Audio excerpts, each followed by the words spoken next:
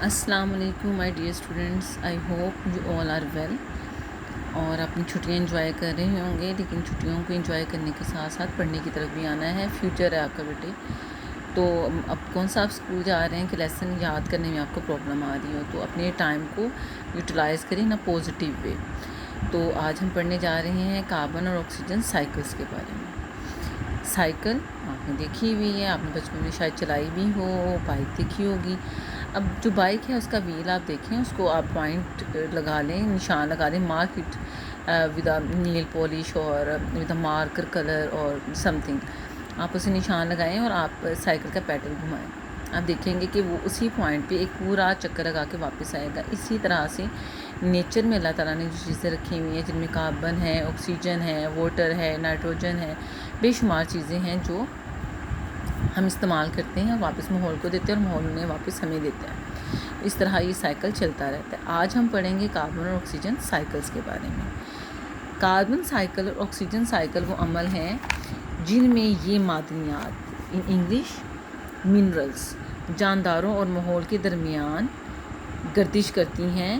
یہ عوامل ایک دوسرے کی تکمیل کرتے ہیں، توازن برقرار رکھتے ہیں۔ آسان الفاظ میں یہ جو کاربن اور آکسیجن ہے، یہ منرلز کی شکل میں جانور اور پودوں دونوں میں پائے جاتے ہیں، اور یہ ہمارے ماحول سے ہم لیتے ہیں اور واپس ہم ماحول کو دیتے ہیں۔ تو ماحول کی بھی ضرورت پوری ہوتی رہتی ہے اور ہماری بھی ضرورت پوری ہوتی رہتی ہے۔ اس طرح یہ ایک بیلنس جو ہے وہ مینٹین کرتے ہیں، برقرار رکھتے ہیں۔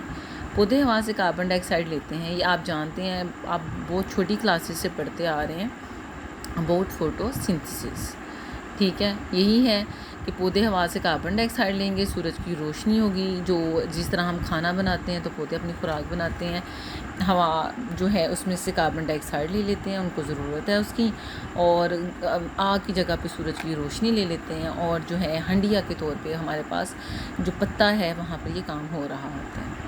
تو وہ اس گیس کو کاربن ڈائی آکسائڈ فوٹو سینسس کے دوران خوراک تیار کرنے کے لیے استعمال کرتے ہیں۔ اس عمل میں آکسیجن ایک بائی پروڈکٹ، اب دیکھیں ہمارے لیے کتنی امپورٹنٹ ہے آکسیجن، لیکن اس سارے عمل کے دوران آکسیجن ایک بائی پروڈکٹ ایکسٹرا چیز کے طور پہ بنتی ہے، جسے ہم بھی یوٹیلائز کرتے ہیں سانس لینے کے لیے اور استعمال کرتے ہیں، اور پودے بھی۔ اور پھر اس آکسیجن کو جاندار، اب یہاں لفظ جاندار استعمال ہوا ہے، صرف جانور نہیں، جانداروں میں پودے بھی آئیں گے، انسان بھی آئیں گے، اور ہر چھوٹے سے چھوٹا جو آپ کا انسیکٹ ہے، حشرات ہیں، وہ بھی شامل ہوں گے۔ تو ہم اس آکسیجن کو استعمال کریں گے ریسپائریشن آپ سانس لیتے ہیں، ٹھیک ہے۔ تو سانس لینے کے عمل کو ریسپائریشن کے ساتھ آپ نے کنفیوز نہیں کرنا، اس کو ڈیٹیل میں کسی دن بتاؤں گی۔ ریسپائریشن میں آپ کا سارا کام آئے گا، اس میں آپ نے جو خوراک کھائی ہوگی وہ آکسیجن کے ساتھ ری ایکشن کرے گی اور کاربن ڈائی آکسائڈ انرجی ہیٹ کی شکل میں اور جو ہے وہ واٹر بنائے گی۔ تو یہ ریسپائریشن ہوتی ہے، جو آپ ناک کے ذریعے لے کے جا رہے تھے، وہ سانس لینے کا عمل ہے، وہ ریسپائریشن کا ایک حصہ ہے، not total respiration, complete respiration نہیں ہے وہ۔ عمل کے دوران بائی پروڈکٹ کے طور پر جاندار ہوا میں خارج کرتے ہیں۔ اب کاربن ڈائی آکسائڈ لی ہم نے ہوا سے، پھر ہم نے ہوا میں چھوڑ دی، اور دوبارہ پودے جو ہے فوٹوسنتھسس کے عمل میں اسے استعمال کریں گے۔ ان شارٹ، پودوں نے فوٹوسنتھسس کے لیے کاربن ڈائی آکسائڈ لی اور انہوں نے آکسیجن بنائی، ہم نے اسی آکسیجن کو استعمال کیا جو پودوں نے کاربن ڈائی آکسائڈ کے اندر سے لے لی۔ آکسیجن ہے نا CO2، تو وہاں سے آکسیجن جو ایز اے بائی پروڈکٹ آ گئی، ہم نے سانس لیا، ہم نے جو کھانا کھایا ہوا تھا اس کو ریسپائریشن کے عمل میں توڑا، اور توڑ کے جو ہے وہ کاربن ڈائی آکسائڈ بنی، وہ دوبارہ ماحول میں چلے گی، پھر پودے لیں گے، اس طرح یہ سائیکل چلتا رہے گا۔ اسی طرح سے ہمارے پاس نیکسٹ آتا ہے کاربن سائیکل۔ فضا میں موجود فوٹوسنتھسس کے لیے پودوں کے ذریعے جذب کیا جاتا ہے کس کو؟ کاربن کو۔ پھر ان پودوں کو کون کھائیں گے؟ جانور، اور کاربن کے جسم میں اکٹھا ہو جاتا ہے، یہ جانور پودے آخر کار مر جاتے ہیں، اور گلنے سڑنے کے بعد کاربن واپس فضا میں خارج ہو جاتا ہے۔ یہاں آپ کو مزے کی ایک بات بتاتی ہوں، ہمارے پاس کاربن جو ہوتے ہیں اس کے آئسوٹوپس ہوتے ہیں، 12 ہے، 13 ہے، 14 ہے، ٹھیک ہے۔ اب جو ایک کاربن ہے وہ کاربن ڈیٹنگ، اب ڈائنوسورس مر گئے، اب وہ کتنے پرانے ہیں وہ ہم کہاں سے پتہ چلا سکتے ہیں؟ دا کاربن ایٹم جو یوٹیلائز ہونا شروع ہو جائے گا، اس کی یوٹیلائزیشن سے پتہ چلے گا کہ یہ ہڈی یا یہ جانور یا پودا کتنا پرانا تھا، ہے نا مزے کی بات۔ اب آگے دیکھتے ہیں آکسیجن سائیکل۔ آکسیجن سائیکل ایک ایسا سائیکل ہے جس میں آکسیجن نظام میں زندگی اور ماحول کے مابین منتقل ہوتی ہے، ٹھیک ہے۔ اب آکسیجن کون بنا رہے ہیں؟ پودے، اور ہم کن سے لے رہے ہیں؟ پودوں سے۔ پودے خود بھی استعمال کر رہے ہیں، اور ہم واپس جو ہے انوائرمنٹ میں اس کو ہم نہیں دے رہے لیکن پودے ریسائیکل کر رہے ہیں۔ فوٹوسنتھسس کے دوران سورج کی روشنی پانی کے مالیکیولز کو جمع کرنے کا سبب بنتی ہے، سبب وجہ، جس سے آکسیجن کی خاص مقدار پیدا ہوتی ہے۔ ریسپریشن کے ذریعے پانی کی حرکت یہ ہے کہ آکسیجن فضا میں کیسے خارج ہوتی ہے۔ یہ سائیکل آپ کو انہوں نے چھوٹا سا دکھا دیا ہے، یہ دیکھیں ذرا آپ، سن لائٹ ہے وہ کہاں جا رہی ہے؟ درخت کے اوپر۔ ایٹماسفیئر سے کاربن ڈائی آکسائڈ کہاں جا رہی ہے؟ آپ کے درخت میں، ٹری میں۔ اب جانوروں میں ریسپریشن سے کاربن ڈائی آکسائڈ کہاں جا رہی ہے؟ ہوا میں۔ فوسل فیولز کون سے ہوتے ہیں؟ فوسلز جو پرانے مادوں سے، چیزوں سے بنتے ہیں۔ اب وہ فوسلز کون سے ہیں، فیولز کون سے ہیں ان میں آتے ہیں؟ اس میں پیٹرول آ جائے گا، اینی کائنڈ آف جو ہے فیول لائک پیٹرول۔ اس کے بعد آپ کے پاس نیچرل گیس ہے، ٹھیک ہے، کوئلہ ہے۔ تو وہ سارے جب جلیں گے تو وہ کیا خارج کریں گے؟ کاربن ڈائی آکسائڈ۔ اب وہ ساری کاربن ڈائی آکسائڈ پودے لے لیتے ہیں اور جو ہے وہ سورج کی روشنی کی موجودگی میں آپ کے جو پودوں کے پتے ہیں، درختوں کے پتے ہیں، ان میں وہ کیا کریں گے؟ اپنی خوراک بنائیں گے گلوکوز کی شکل میں، اور جو ہے آکسیجن گیس جو ہے وہ as a by product release کریں گے۔ اب نیچے آکسیجن سائیکل اگر دیکھ لیں آپ، یہاں دکھایا ہے انہوں نے۔ اب آکسیجن پیدا ہوگی پودوں سے، وہ پودے جو آکسیجن فوٹوسنتھسس کے دوران پیدا کر رہے ہیں وہ کون استعمال کر رہا ہے؟ جی جانور اور پودے، ٹھیک ہے۔ اور پھر ہم کیا خارج کریں گے؟ پھر کاربن ڈائی آکسائڈ، وہ پھر کدھر جائے گی؟ پودوں کے پاس۔ اس طرح یہ سائیکل چلتا رہے گا۔ اس کے ساتھ ہم ایک بہت چھوٹا سا ٹاپک کریں گے، کسی ایکو سسٹم میں انرجی کا بہاؤ کیسے ہوتا ہے، یعنی انرجی ایک جاندار سے دوسرے جاندار میں کیسے جاتی ہے، اور جو ہے جو انرجی ہے وہ کیا یوٹیلائز ہو جاتی ہے یا پوری کی پوری چلی جاتی ہے۔ اب دیکھیں پودے انرجی کا سورس ہیں، پودے کیا کر رہے ہیں؟ فوٹوسنتھسس کے عمل میں خوراک بنا رہے ہیں، ان کے اندر انرجی کا جو لیول ہوگا وہ باقی سب کی نسبت سب سے زیادہ ہوگا۔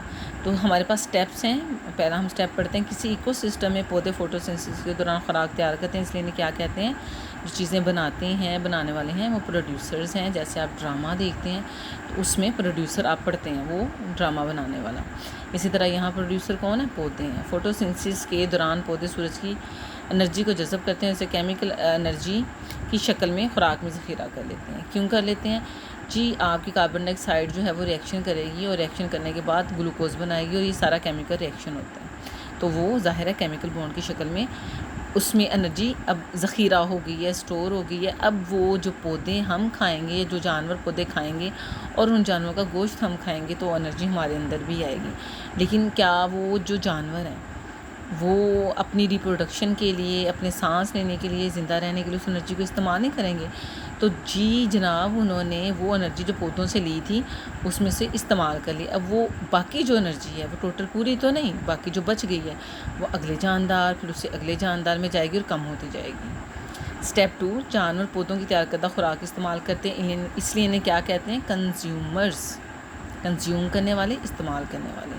وہ جانور جو براہ راست پودوں کو کھاتے ہیں ان کو ہم کیا کہتے ہیں؟ پرائمری کنزیومرز یا ہربی ہرب سے نکلا ہے اور وہ پودے ہوتے ہیں پودوں کو کھانے والے، انہیں پرائمری کنزیومرز یا ہربیورز کہتے ہیں۔ اب آپ سوچیں جیسے بکری ڈائریکٹ گھاس کھاتی ہے، پودے کھاتی ہے، گائے، بھینس، اب یہ کیا ہیں؟ پرائمری کنزیومرز ہیں۔ اب ان جانوروں کو کون کھاتا ہے؟ ہم دور نہیں جاتے، اپنی مثال لے لیتے ہیں، بکری کا گوشت بھی کھاتے ہیں، گائے کا بھی کھاتے ہیں، بھینس کا بھی لے لیتے ہیں۔ جی وہ آپ ایز اے بیف کھا رہے ہیں، اور جو آپ کھا رہے ہیں بکری کا ایز اے گوٹ کا جو کھا رہے ہیں وہ ایز اے مٹن لے رہے ہیں۔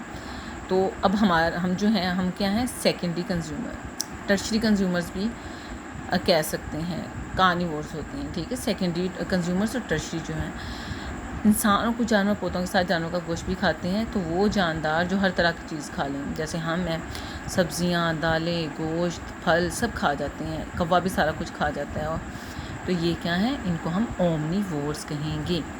کھانے اور کھائے جانے کی اس عمل کے دوران سورج کی روشنی کی انرجی پودوں کی خوراک میں کیمیکل انرجی کے طور پر ذخیرہ ہوتی ہے، تو وہ کیا کرتی ہے؟ پہلے پروڈیوسر سے پرائمری کنزیومر میں گئی، پرائمری کنزیومر کو سیکنڈری نے کھایا، وہ انرجی کم ہوگی، پرائمری سے سیکنڈری میں اس سے کم ہوگی، اور ٹرشری میں اس سے کم پہنچے گی۔ تو اس طرح جو ہے انرجی ایک جاندار سے یا ایک ایکو سسٹم میں انرجی جو ہے پروڈیوسر سے کنزیومرز تک اس طرح ٹرانسفر ہوتی ہے۔ یہاں انہوں نے پروڈیوسر ایک پودا لے لیا، وہ ہربیوور ہے، ٹھیک ہو گیا. اس کے اوپر پرائمری جو ہے وہ کنزیومر لے لیا انہوں نے, اور وہ گھاس کا ٹڈا لے لیا, گراس ہوپر لے لیا. پھر ریٹ ہے, ریٹ کو اسنیک نے کھا لیا, اسنیک کو ایگل آ کے لے گیا. تو سب سے زیادہ انرجی پودے میں, اس کے بعد آپ کے پاس گراس ہوپر, دین ریٹ کی اس سے کم ہوگی, پھر اسنیک کی اس سے کم ہوگی, اور ایگل اس سے کم انرجی ملے گی کیونکہ وہ باقی یوز کر لیں گے. آئی ہوپ آپ کو یہ سمجھ آ گئی ہوگی, اور اگر کوئی ٹاپک یا کوئی لفظ سمجھ نہیں آیا بیٹے تو please let me know. Comments میں آپ جو ہیں وہ کویشچن کر سکتے ہیں. Even in your group you can ask me questions. آپ کی ٹیچر ہمیشہ آپ کے لیے اویلیبل ہے. Best of luck for your future. See you tomorrow انشاء اللہ. اللہ حافظ.